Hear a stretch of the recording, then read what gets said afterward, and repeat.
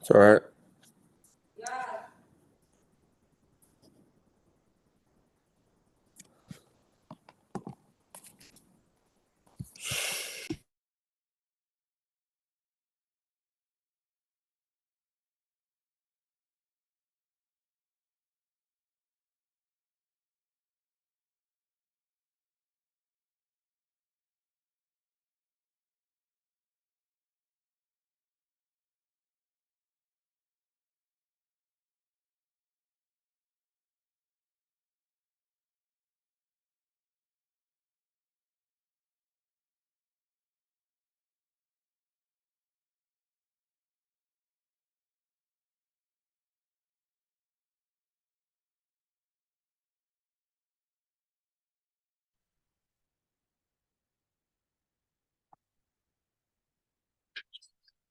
I think Mevaseret asked people to turn on the cameras. Oh, really? Mhm. Well, how do I know I'm in Mevaseret?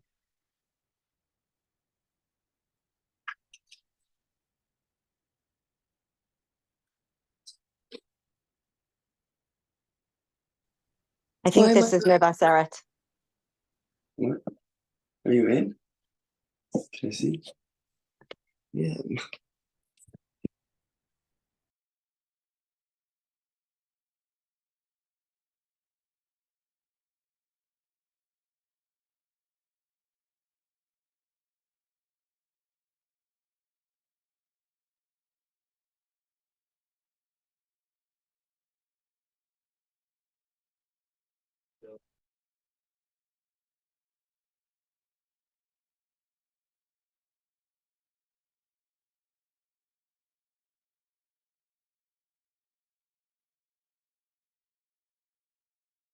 Yo, walk. Shalom Aleichem.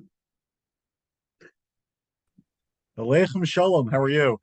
Good. Nice to see you. It's been a long Me time. too. A long time. And is that Justin Stark Mevaseret alum also? Yeah. Yeah. Amazing. Wow. What's up, Justin? I don't know that Justin and I have seen each other so often since Mevaseret. Been a while. Been a while. Justin, you're muted. Well, I can't believe you guys have kids at this age already. Baruch Hashem. crazy. I'm still in Queens, but not in Forest Hills, Rabbi, but close.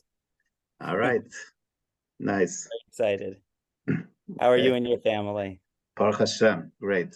Very good. We're hearing wonderful things about the yeshiva. Rami Wachstock is in the community, is in the community with us. Of course, yeah. I'm going to wait till about 5:48 my time to let's let people get on, and then we'll get started. Oh, Jazelig also, another alum. Hi, Rabbi. Good to see you. Hi, Same, April. same.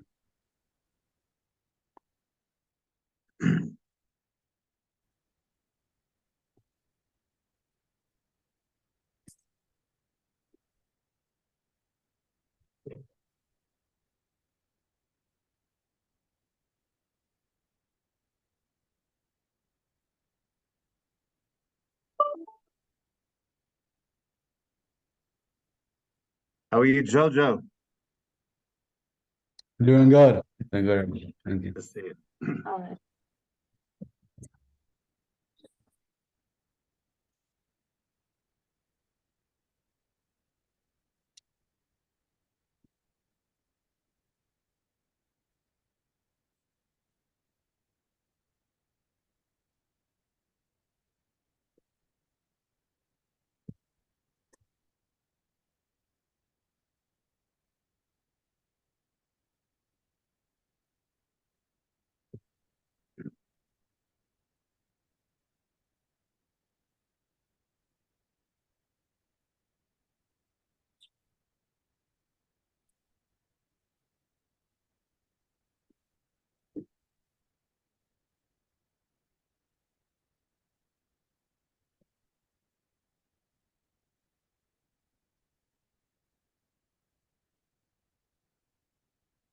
Okay, I'm going to get started.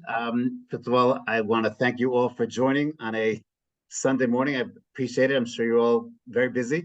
And if you could do me a favor, if you're comfortable revealing your face, that would be great. I just I try and make this as interactive as possible. Feel free to use the chat for any questions that you might have. And we've about 35 or so minutes, and I will try and give you a little bit of an overview of Mevaseret. A little bit about my background. I have been with the yeshiva now since 1995. It's hard to believe, 29 years, half my life. I've been in Mevaseret. My story, a little bit about my story. I grew up in Teaneck, New Jersey, very proudly Teaneck boy. I went to MTA. After MTA, I went to Yeshiva for a year and a half. Spent a year and a half in Israel. For me, it was a transformative experience. It was incredible. Then I went to YU, and after graduating from YU, I went to law school. I went to the New York University School of Law, got a law degree, and I ended up practicing law in a large New York City law firm for about 5 years. My wife said after 5 years, enough is enough. It's time to fulfill our dream, which was always part of the plan to make Aliyah. And we made Aliyah in 1995. I was not so excited at the time to join a Tel Aviv law firm. So we agreed if I could find a place to learn for a year, I would spend a year learning. And then after that year, I would join a local Israeli law firm. I spoke to my Rebbe, and he suggested a place. There's a nice kollel, an Israeli kollel in Mevaseret. There's a nice yeshiva there. And he suggested, come learn in the kollel. You can get involved in the yeshiva. That might be a nice soft landing for you on your aliyah. And that's what we did. We moved to Mevaseret. I had 4 children at the time. And I spent a year in the Israeli kollel in Mevaseret, and I got involved in the yeshiva. April of that year, 1996, I sent an email to my old law firm. And I asked them if I could come for the summer. Can I come back and work for the summer? And I was absolutely shocked by their answer. They said, yes, you can come back for the summer, work for the summer. And I did. I spent about 14, 15 weeks working that summer, made what our high school seniors refer to as bank. I made some money, and that was enabled me to stay Shana Bet, to spend another year in the kollel. The next year, I sent another email to the law firm. Can I come back for the summer? Once again, very pleasantly surprised by their answer. They said, yes, you can come back for the summer. Ended up spending another summer in the firm, spent another year learning. And basically, to make a long story short, and it is a good story, ended up going back for 9 summers, helping me with my parnasa, and ended up slowly but surely, I became a night Rebbe in Mevaseret. I became a morning Rebbe in my Mevaseret. And in 2009, I was asked to become Rosh Yeshiva of Mevaseret. And if you asked me, when I was a senior coming out of MTA, am I going to be the Rosh Yeshiva of a yeshiva in Israel? I would have laughed at you very, very hard. But Hashem runs the world. Hashem has his ways. And that's kind of my story. And you never know, Jojo, it could be you. You never know how Hashem organizes things. But Baruch Hashem, it's been a great, great ride. And again, as I say, I've been in different capacities involved with Mevaseret since 1995. And some of the people on this chat were Talmidim, in some of those years, and again as involved in running the yeshiva educationally since 2009. And Baruch Hashem, in my presentation, I'm gonna speak for about 10, 12 minutes, and then I'm gonna turn it over to you. Feel free to use the chat to ask any questions. And I'm gonna try and highlight not what is standard to all yeshivot. You're going to hear from all yeshivot about the Tzilim and about the warm Rabbeim and the incredible Rabbeim. And I could talk to you, all evening about the incredible Rabbeim. I want to try and highlight, I think, what's unique about Mevaseret. What makes Mevaseret different from all the others. I don't want to bore you with the kind of same spiel that you'll hear. So I have 4 major basic points. Number 1 is you do your research about yeshivot. You'll see there are Hesder yeshivot, which are Israeli yeshivot that have American programs, and there are American yeshivot. Mevaseret is definitely an American yeshiva, which means that our education is 100% geared to the needs of American boys. When I say American, I mean English speakers. We have boys from Australia, we have boys from England, we have boys from Canada, and obviously we have boys from the United States. But our education is definitely geared towards the needs of English speakers, and also the Gashmius is geared towards the needs of English speakers. That is to say, the food is great. The basketball courts are gorgeous, brand new. The learning is incredible, but we do feel important that you are in Israel, and being with Israelis is meaningful. It's not something that we should ignore. So our Beit Midrash, we share our Beit Midrash with an Israeli kol, the same kol that I learned in when I was starting off. That kol still exists, and our campus is a campus that is shared with these Israeli families who live on the campus as well. And our guys will get involved with the Israelis. Now they're doing a tremendous amount of chesed with these families because the men are, for the most part, called up but they have chavrusas with them. They're invited over for Shabbos. They have vadim with them. So our yeshiva is very much an American yeshiva with all that entails, but with an Israeli context, which I think means, for me at least, I see in our yeshiva, it's a more mature Beit Midrash. It's not just a Beit Midrash of 18, 19-year-old American boys, but because of the Israelis that are also in the Beit Midrash, in the front area of the Beit Midrash, it has a certain more mature type of feel to it. So that's one point, is that we're an American yeshiva with an Israeli context. Point number two is I survey seniors every single year, and I ask them, are you looking for a yeshiva that has Gemara all day? And they answer to me, yes, Rebbe, we want Gemara all day. No, that is not what they answer me. Boys these days are looking for diversity in their learning program. And in a very real way, Mevaseret is diverse. I don't want you to walk away here with the wrong impression. Mevaseret is definitely Gemara-centric. And a big part of a young man's day is going to be Gemara-focused. Guys tell me all the time when I ask them what are some of their goals for next year, one of their goals is certainly to be able to read a Gemara on their own, and that's not going to happen without a real investment in learning Gemara. So that's something we take very, very seriously, and it's definitely a Gemara-centric program. But I see Mevaseret as sitting on the crossroads of inspiration and education. And a lot of what the boys are looking for, what they want to accomplish, is they want to be inspired fully in their Avodas Hashem and their Yiddishkeit. They want their tefillah to be a more meaningful and empowered tefillah. They want to be into their learning, to start to develop a like, if not a love, of Limud Torah, to develop themselves in their Yer Shamayim. So a lot of the shiurim that are going on that are not Gemara-based are focused on this kind of inspiration. We have Rav Glantz, who has a shiur, who gives a shiur on tefillah, and it's a shiur not just how to learn how to daven, what the words mean, but how to connect to Hashem. Rav Berg gives shiurim in Tanya, Chasidus, he gives shiurim in personal growth. Halacha shiurim. There's a lot of good things that are going on in the day that are not just Gemara, although Gemara is certainly a staple. So point number two is a diversified learning program. We're sitting at the cusp of inspiration and education. If it's just inspiration, so I don't think that lasts very long. If it doesn't get channeled into the day-to-day, what I call the day-to-day grind of the Beit Midrash, it's not going to stick. So that is critically important. But to have that meaningful type of shiurim in non-Gemara topics, we see as 100% lechatchila, something that we see is very, very important. Point number three, and people ask me all the time, what kind of boy are we looking for in Mevaseret? So I want to make a comment about that. What's going to be a good fit? Because it's not a good fit for every single boy. And Baruch Hashem Yeshiva is very popular, is a hot yeshiva right now, but it's not necessarily for everyone. So let me just say a word about what kind of boy we're looking for, because I think it's relevant to what Mevaseret is all about.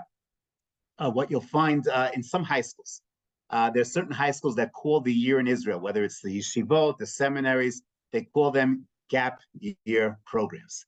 I personally hate the term gap year programs, because to me, when I hear gap year, it suggests to me that the year in Israel is like, again, that gap year. We work hard in high school because we want to get into good universities. We're going to work hard in university because we want to get into good graduate schools. We want to get we want to get good jobs. And the year in Israel is the gap year between the hard work of high school, the hard work of college, where we'll learn Torah, we'll meet new people, we'll see the country, and we'll have a wonderful, wonderful experience. It is that, but it's so much more than that. In my mind, the year in Eretz Yisrael is a year of really building one's religious foundation, forging one's spiritual identity, developing one's relationship to tefillah in a more mature, meaningful way, relation to Limud Torah, to Yiras Shamayim, to Chesed, to all of the things that are going to be fundamentals of our lives for the rest of our lives. Believe it or not, the guys on this chat, the 17-year-olds on this chat, are in 5-6 years from now, it's an amazing thing to think about, are going to be in Shidduchim. They're not that far away. And a year from now, and 2 years from now, it's going to be even closer. And to position themselves this year, to position themselves, what they're going to look like as future husbands, as future fathers, is something that is very, very fundamental. And that doesn't come easy. That comes with hard work. And that's what we're looking for, guys who are ready to work. Level of learning, I have, for Shana Aleph, I have 7 different shiurim. We have 3 or 4 shiurim that I would call upper level shiurim that are catering to boys that are already on a strong level of learning. And then we have mid-level shiurim. Level of shiurim I can accommodate most boys. I have 3 boys this year that are public school students, and they're incredible. I have shiurim for them as well because they're so motivated, so driven that I have no problem with that. And again, the type of boy that's going to excel and it's going to succeed best in Mevaseret is a boy who's really buying what Mevaseret is selling. What Mevaseret is selling is growth, is connection, is connection to a Rebbe, is connection to Hashem, to learning, and that's the kind of boy that's going to do best, who's ready to work. The boy is going to kind of sit back and say, Rebbe, inspire me. We're looking for boys that are coming to become, to really be invested. It's a year of, as I say, forging identity, and that requires commitment, that requires work. As I tell guys all the time, if you want to become a good foul shooter, so to become a good foul shooter, you're not going to become a good foul shooter by just watching your coach shoot foul shots. He can give you instructions on bend your knees, backspin, aim for the front of the rim, and give you great instruction, even model it over and over and over for you. But until you get into the gym and shoot 200-300 foul shots a day, you're not going to become a good foul shooter. Same thing when it comes to learning. If a Rebbe can give a great shear, but a lot of the real growth comes from the guys themselves in the Beit Midrash.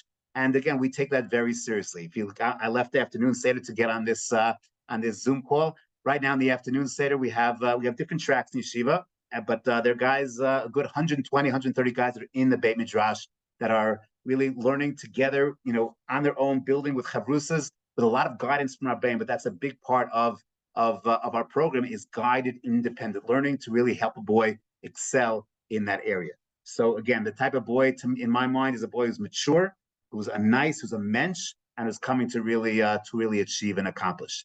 That's point number 3. Point number 4, I'm just going to ask the parents quickly if they could just let me know. Did you come to Israel for the year? Just raise your hands. Post high school? Okay, a good number did. I'm getting to a stage in my life in this process where I'm like the oldest guy on the chat. That's a scary thought to me. It wasn't always that way, but I'm hitting that stage of life. I will tell you that today, as I mentioned, back in my day when I went to yeshiva, there were 5 yeshivot out there. I applied to 2. I got rejected by 1. I got accepted by another. It was a very, very simple process. Today, there are many, many yeshivas, and they're all wonderful. They're great yeshivas. There's a lot of competition that didn't exist back in my day. But I want to emphasize, I'm not talking about competition for yeshivas. I'm talking about amongst yeshivas. I'm talking about this guy over here. I'm holding my phone. And what I mean is competition for the hearts, minds, and souls of our young men. And it was a different game when the parents went to their yeshivot and seminaries, and certainly when I did, it was a very, very different environment. Back in my day, I used to be, coming out of high school, I was an incredibly big sports fan. I liked the Jets, I liked the Mets, I liked very big sports fan. My father, Olav Hashem, in my year in Israel, would cut out articles from Sports Illustrated, from the New York Times sports section. He would take these articles, he'd put them in this thing called an envelope, put this thing called a stamp on the corner of the envelope, and would mail it to me. I would get it in Israel 10 days later. I'd be looking forward to these, and I'd rip it open, and I would read these articles, 10-day-old articles, hungrily, voraciously, to see what my sports team did 10, 11 days ago. You wanted to know what was going. I remember we were into football too back in those days. To catch a game, you had to go to the roof of the yeshiva with a transistor radio. These young men don't know what a transistor radio is. Like, pull up the antenna as high as you could, and maybe you'd catch the 4th quarter, the game of the week, coming out of Armed Forces Radio in Iraq. It is a very, very different model today. Back in my day, either you got into learning or you hung out with the cows in the kibbutz. That was basically it. So what did you do? You got into learning. Today, everyone's coming in with their Netflix and with their fantasy leagues and everything else, which means that my challenge as an educator is much more difficult than my Rabbein was in educating me. It's a different game. And which means that I have to make sure that my Beit Midrash, my Shiurim, everything that goes on, the Tiyulim, the Shabbatot, everything is high energy, is compelling, is something that's like, whoa, this is incredible. I don't need to hang out with my phone. I have so many more exciting things going on in the yeshiva. And that's something we take that mission very, very seriously. It's very, very real. And it's something we're very much engaged in. I'll give you an example of the culture in Mevaseret. I think it's a great concept.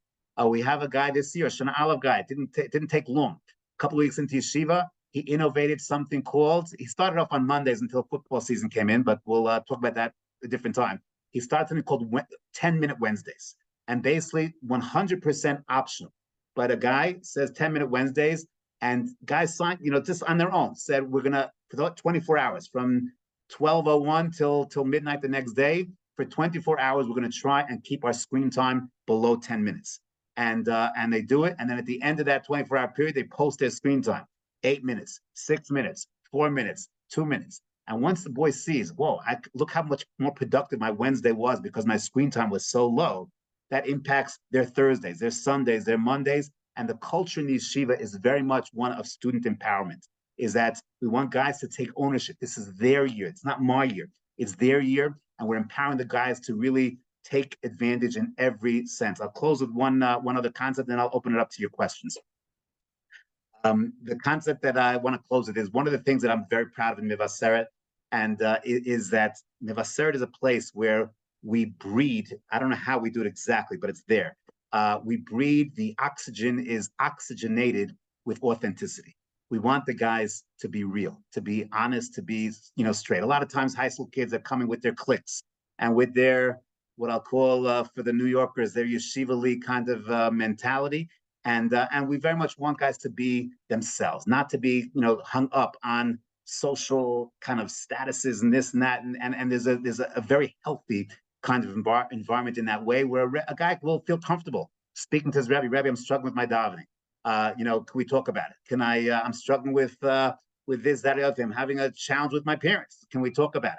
And there's a very healthy environment of being real, of being authentic, of being honest, and that becomes a great platform for real growth. It's something I'm very, very proud of. Every single Tuesday night, I give a shmooze to the yeshiva, and after my shmooze to the yeshiva, a student gets up, he's totally voluntary, and we call it something called the student sikha, where a boy gets up and shares with the entire yeshiva an area in his life that he found challenging, a struggle, and how he overcame that struggle.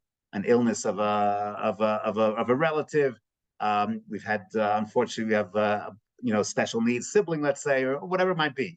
And to see guys speaking openly in front of their friends is something that's it's a highlight of the week, and it's very, very growth promoting. So that's a little bit of an overview of Mevaseret. I'll make one comment, and I'll then feel free to post on the chat. Our yeshiva is not a small yeshiva these days. We're a big yeshiva. We're a popular yeshiva. We're a hot yeshiva. And last year, this time of year, I was getting all these questions. Are we too big? Are we this, that, the other thing? And certainly something that was always on my mind. The yeshiva has been growing incrementally, not necessarily by design, but because of our popularity, it's hard to tell good boys that you can't come. But the yeshiva has been growing incrementally. It's something we think about all the time. We're not intending to grow further. That I want to make that crystal clear. But I got a lot of questions. Are we too big? Are we this, that, the other thing? It's something we're always on our mind because we want to make sure that not only are guys not falling through the cracks, but certainly guys are not living in the cracks. And we've taken that role. We have a lot of, Baruch Hashem, a lot of great rabbeim that are very, very involved with the guys. And then we also have a great administration that are also heavily involved with the guys. And I would tell you that today we have about 130 Shana Aleph guys, 82 Shana Bet guys, which is not a small yeshiva for sure. But I would tell you, I think the guys are getting more attention today than they were 2-3 years ago, 4 years ago when the yeshiva was small, because I think we're even more focused on that than we have ever been. So that's a basic overview of the yeshiva.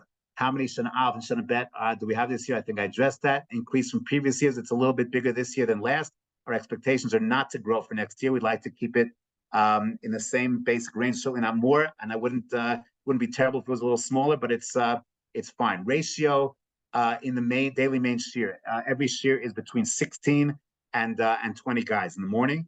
Is your ratio in the shiurim, and also what that means is that not only is that's the Rebbe, that's in the shir, but every shir has a sholem meshiv, at least one and sometimes two. So there's a lot of support in the Beit Midrash in addition to the shir itself. But every shir has at least 2, if not 3, rabbeim that are with the shir. I'm going to run through the daily schedule quickly, and I'll just throw in some points. 7:50 is Shachris. Dvar halacha by me in davening, and then we have the breakfast break. Food in yeshiva is very, very good. My philosophy is that if the boys are eating well, they're going to be happy and they're going to be learning well. And thank God we have the guys really are happy with the food. That's a good thing. Morning Seder runs from 9:30 to 12:45, 12:50. Different levels of shiurim, but there's a good number of high level shiurim that are just very much comparable to what you find in Hesder yeshivot. and there are also shiurim that are working more on skills. Then there's a break at 1 o'clock with lunch. 1 to 3 is the lunch break. Intramural basketball, weight room, music room, and all of that kind of stuff. We have 2 brand new state-of-the-art basketball courts, which are absolutely gorgeous, and thank God a lot of good ball players in yeshiva as well to use them. There are also optional shiurim that are happening in the break, and guys are learning during the break as well. 3:10 is mincha till 3:30. 3:30 to 5:30 is the official Bekia slot. There is a not small group of boys, what we call the advanced track, the base medrash track, where guys are in the Beit Midrash learning Bekias, learning with chavrusas, with a lot of Rebbe guidance, and then there are shiurim as well that are taking place in those slots for boys who need more support. So there's a blend of Gemara with Hashkafa, some just Gemara, but there are classroom slots and Beit Midrash slots depending on where a boy is at, and boys can easily transition from one to the other. 5:30, we have our Hashkafa Halacha slot where there's a shiur in Tefillah and personal growth in philosophy of Halacha, Jewish philosophy, Musar, Hasidus, a lot of different options going on at that slot. That ends at 6:30. 6:30 is dinner. 7:30 is an optional halacha seder till 8 o'clock. 8 o'clock is Mariv. 8:15 to 10 is night seder. And again, there's a different options going on at night. Hashkafa shiurim are amongst the options. Chazara of morning shiur are options, and Shana Bet, Shana Aleph, Chavrusas. So that's the basic day. Important question. Can you please speak about supervision and curfew? I do want to speak about that. And I told you I've been Rosh Yeshiva since 2009. My first couple of years as Rosh Yeshiva, it was very, very challenging. We did not have a curfew in Yeshiva, and that made my life very difficult because when there's no curfew, there's nothing good happening on the streets of Yerushalayim, except maybe during Slichos at the Kotel. But other than that, there's nothing good happening on the streets of Yerushalayim at 1, 2 o'clock in the morning.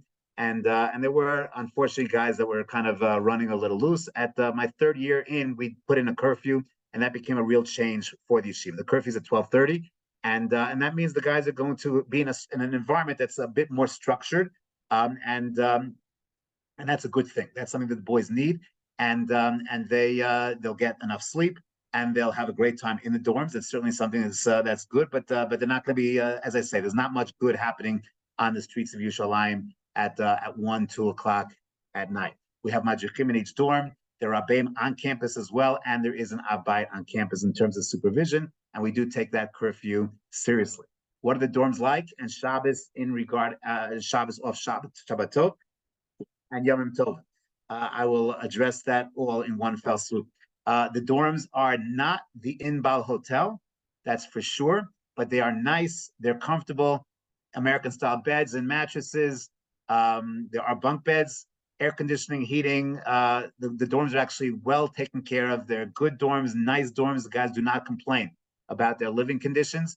And as I say, they don't complain about the food either. That's all good. In terms of Shabbos, in a normal year, again, this year's been a little bit unusual, but in a set of 5 Shabbatot that you have, let's say a set of 5 Shabbatot, we'll have 2 in Shabbos.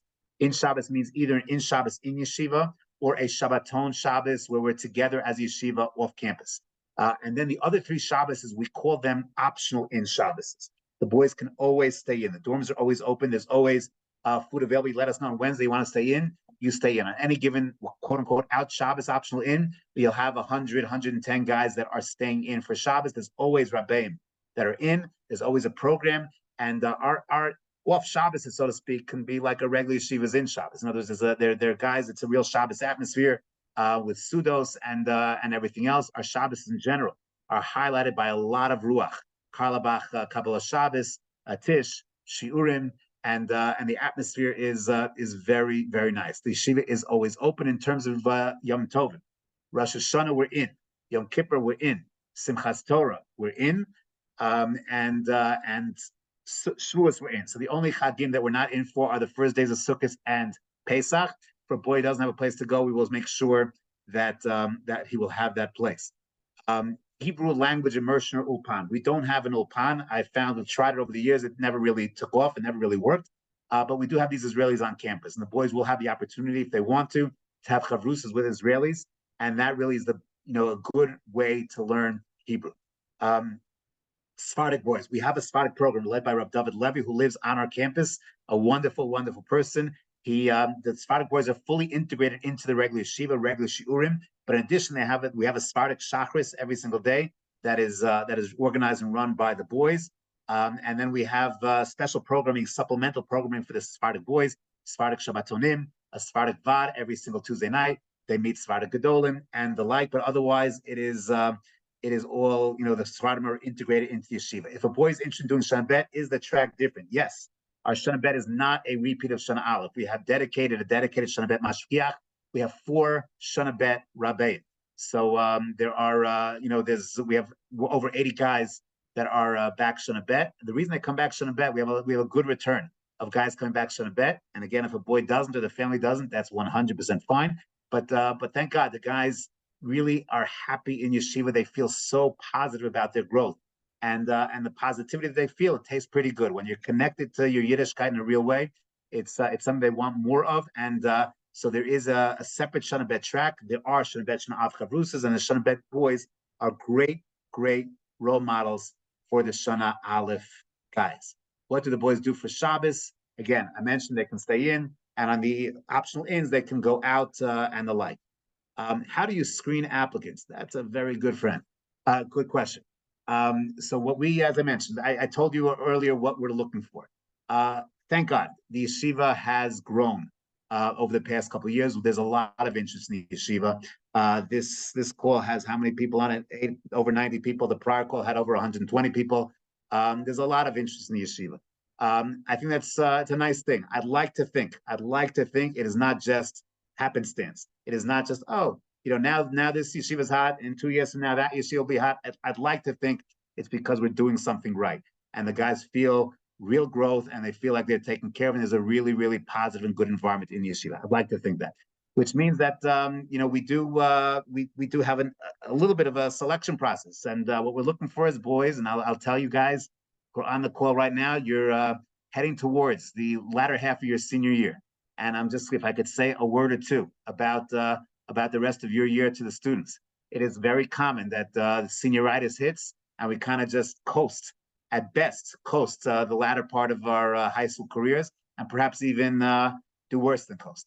And I would just tell you, if you want to get the most out of your Shana Aleph and perhaps a Shana Bet, but whatever it is to not, is to take advantage of your Rabbeim in high school. You have wonderful Rabbeim in high school.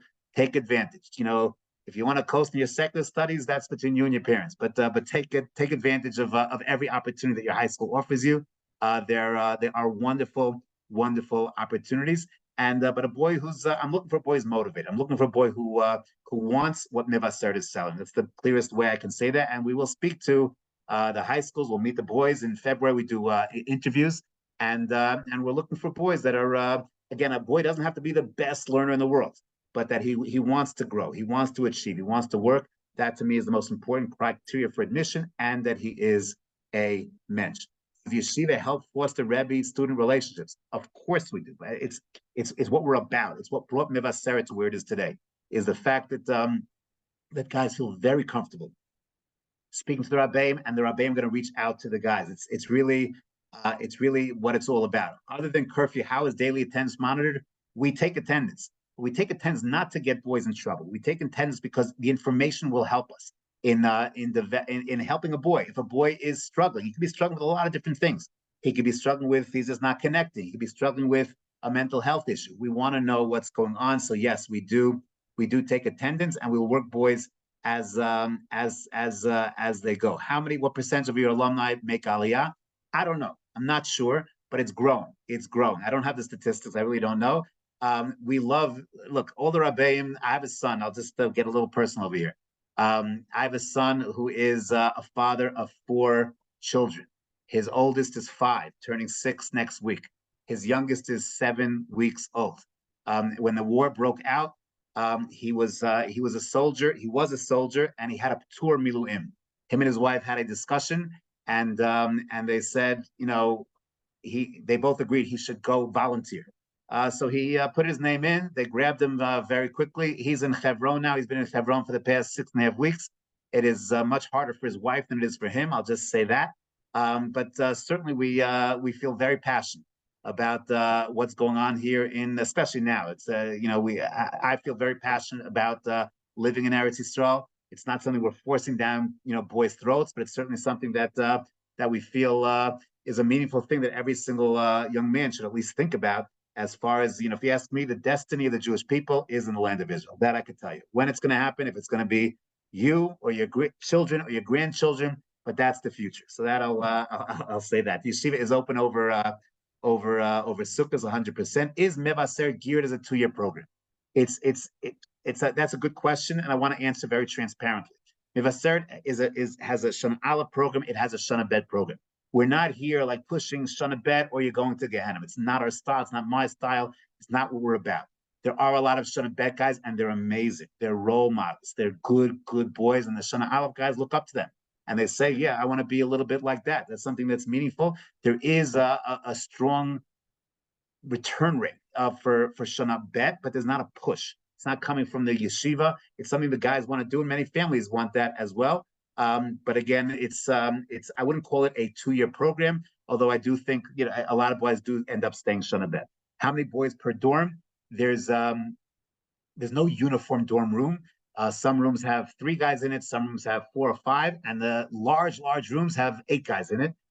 So it's hard to answer exactly. It's not a single uniform type of room. Shana Aleph guys are with Shana Aleph, Shana Bet is with Shana Bet. Boys have opportunity to choose what they will learn 100%. There's a lot of flex time where boys can choose what they learn as well.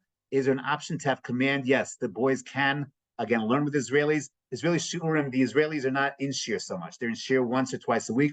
The boys certainly can join those shiurim, but it's most boys don't. We have one guy who's actually in an Israeli shir, but for the most part not.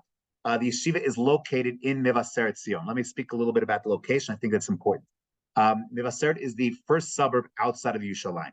If you're on the highway from Jerusalem to Tel Aviv, first suburb is Mevaseret. We like our location a lot. Mevaseret is a suburb. You're not in the city itself, which means the daily distractions of being in the city, you don't have in Mevaseret. It's quiet. It's like a suburb. It's peaceful. It's just a very suburban feel, but there's a lot in Mevaseret itself. Within 8-minute walk of the yeshiva, there's a brand new food court, which has burgers bar and a katsefet and all the things that guys would want. There's actually a brand new health club in there as well. We rent that out for the guys once a week on Tuesday nights at 10:30 p.m. And we have guys using that as well. Beautiful pool, hot tub, and all of that. So that is something that we have for the boys as well. And it's easy access to Yerushalayim. The boys, it's a 12, 15-minute bus ride into Yerushalayim. So there's access to Yerushalayim, but not something that is totally that is in your face. The boys can kind of have that flexibility of not being in the constant distraction. Security on campus. We have a gated fence. We have a security guard at the front gate. And as I say, we're part of a community of 70 or so Israeli families, which actually adds to the security. There are young Israelis who live on campus. Many of them do carry weapons. Not that Mevaseret B'li Har has been very, very quiet over the years. A lot of those men actually now are, though, been called up. A lot of boys do go to YU. Are there any bunk beds? Yes, there are a lot of bunk beds. Pretty much everything is bunk beds. That is the case. Okay, my time is coming to an end. I just want to A, say thank you so much for joining. B, you see my email address. I use that as my name, ravisaacson@gmail.com. If you have any questions that are personal or private in nature, feel free to reach out.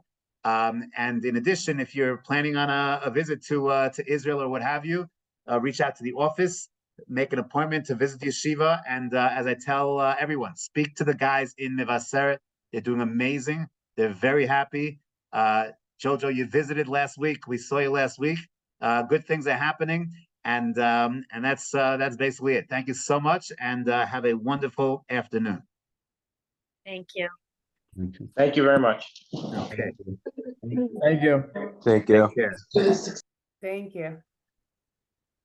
Thank you. All the best.